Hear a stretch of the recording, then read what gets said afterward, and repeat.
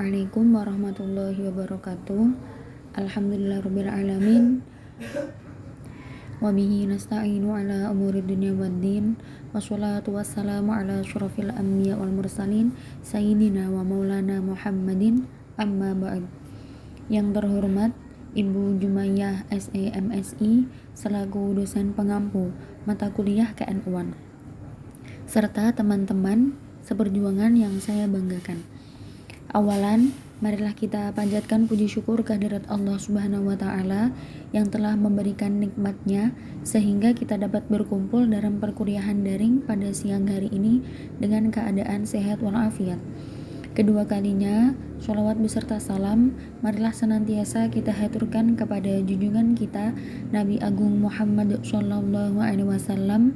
Semoga kita termasuk umat yang mendapat syafaatnya, lebih-lebih syafaatul ummah yaumil qiyamah nanti. Amin.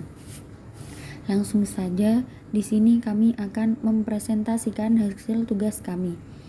Kelompok kami terdiri dari 2 orang, yakni saya sendiri, Diana Sinta Fariyah, dan Wulan Widya Ningrum. Peranan NU dalam berbangsa dan bernegara. Peran NU dari masa ke masa.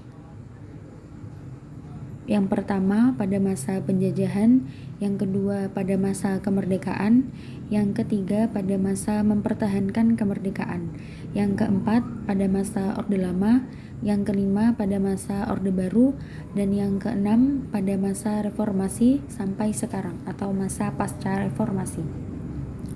Yang pertama pada masa penjajahan. Pada masa penjajahan ini, banyak sekali perlawanan yang telah dilakukan masyarakat, terutama dari kalangan santri. Di pesantren pada saat itu menjadi tempat kelompok perlawanan terhadap penjajah. Hal itu merupakan kenyataan sejarah yang terjadi di setiap tempat.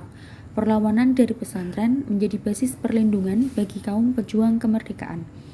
Pada masa ini dibagi menjadi 2, yakni pada saat penjajah Belanda dan penjajah Jepang.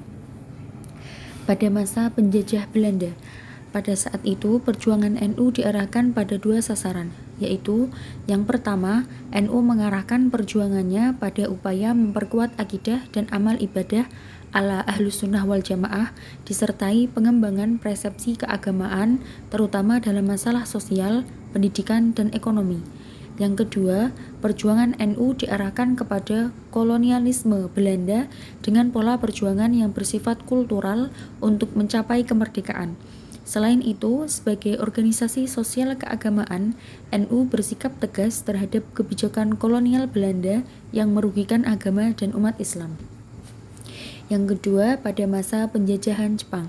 Perjuangan pada masa ini diarahkan untuk memenuhi 3 sasaran, yaitu yang pertama, menyelamatkan akidah Islam dari paham Shintoisme, terutama ajaran Shikerei yang dipaksakan oleh Jepang. Yang kedua, menanggulangi krisis ekonomi sebagai akibat Perang Asia Timur, bekerjasama dengan seluruh komponen pergerakan nasional untuk melepaskan diri dari segala bentuk penjajahan. Yang ketiga, untuk menggalang persatuan. Pada bulan Oktober 1943 dibentuk Federasi Antar Organisasi Islam yang diberi nama Majelis Syuro Muslimin Indonesia atau MASYUM. Yang kedua, pada masa kemerdekaan. Warga NU baik dari kalangan kiai maupun santrinya tercatat pernah ikut memperjuangkan kemerdekaan negara tercinta ini. Pada saat Jepang mengalami kekalahan di Perang Asia Timur, pemuda Indonesia tidak mau kehilangan kesempatan untuk melawan. Akhirnya, Jepang berjanji membentuk Badan Penyelidik Usaha Persiapan Kemerdekaan Indonesia atau BPUPKI yang anggotanya terdiri dari 62 orang. Di antaranya adalah Kiai Haji Wahid Hasyim dan Kiai Haji Mashkur. Kiai Haji Wahid Hasyim juga ikut dalam perumusan Pancasila, dan beliaulah yang mengusulkan agar Piagam Jakarta diubah menjadi ketuhanan yang Maha Esa, yang semula adalah ketuhanan dengan kewajiban menjalankan syariat Islam bagi pemeluk-pemeluknya, dan usul itu pun diterima. Selanjutnya, pada masa mempertahankan kemerdekaan. Sebulan setelah Indonesia merdeka atau pertengahan September 1945, Inggris datang ke Indonesia untuk kembali menjajah. Pada saat itu, masyarakat dan warga NU khususnya berusaha melawan karena Indonesia pada saat itu sudah merdeka. NU juga mendeklarasikan perang suci berjihad melawan penjajah bersama. Ribuan kiai dan santri NU di seluruh Jawa dan Madura berkumpul di Surabaya pada tanggal 21 sampai 22 Oktober 1945 yang dipimpin oleh Rois Akbar NU Hadratus Syah Kiai Haji Hasyim Asy'ari. Mereka mendeklarasikan resolusi dengan sebutan resolusi jihad yang isinya adalah 1. Kemerdekaan RI yang telah diproklamasikan tanggal 17 Agustus 1945 wajib dipertahankan. 2. Republik Indonesia sebagai satu-satunya pemerintah wajib dibela dan dipertahankan. Ketiga, umat Islam Indonesia, terutama warga Nahdlatul Ulama, wajib mengangkat senjata melawan penjajah Belanda dan kawan-kawannya yang hendak menjajah Indonesia kembali. 4. Kewajiban itu adalah suatu jihad yang menjadi kewajiban umat Islam yang berada dalam radius kilometer tersebut. Yang menurut para sejarawan, resolusi jihad tersebut memiliki pengaruh yang sangat besar pada masa itu. Selanjutnya yakni pada masa Orde Lama. Pada masa ini NU mulai berpolitik dengan bergabung dalam Masyumi. NU dalam setiap pemilu menjadi gadis molek yang diperebutkan semua kekuatan politik sejak Orde Lama. Namun NU kemudian mendirikan partai politik tersendiri karena terdapat masalah internal dan merasa tidak terakomodir dalam faksi Islam. Akhirnya NU memutuskan untuk ikut pemilu legislatif dan konstituante pada 1955. NU sendiri tercatat sebagai partai politik pertama yang mengusulkan kepada Presiden Soekarno agar PKI dibubarkan. Pada masa ini juga NU menyusun kekuatan untuk melawan komunis dengan membentuk beberapa organisasi seperti organisasi Banser, Les Bumi, Pertanu, dan lain-lain. Selanjutnya pada masa Orde Baru. Pada masa ini NU dalam perjalanan kembali ke Khitoh 1926. NU dalam berbangsa dan bernegara bukan tanpa alasan, yakni menjadi organisasi masyarakat keagamaan yang menyebarkan paham aswaja untuk mewujudkan tatanan yang adil demi kemaslahatan, kesejahteraan, dan demi terciptanya rahmat bagi seluruh alam.